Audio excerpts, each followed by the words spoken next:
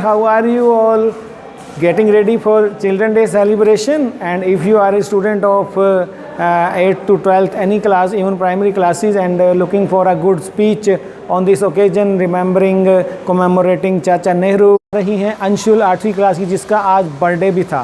ठीक है, तो उसे हैप्पी बर्थडे भी कीजिए और उसकी परफॉर्मेंस को एंजॉय भी कीजिए. Thank you. A very happy Children's Day.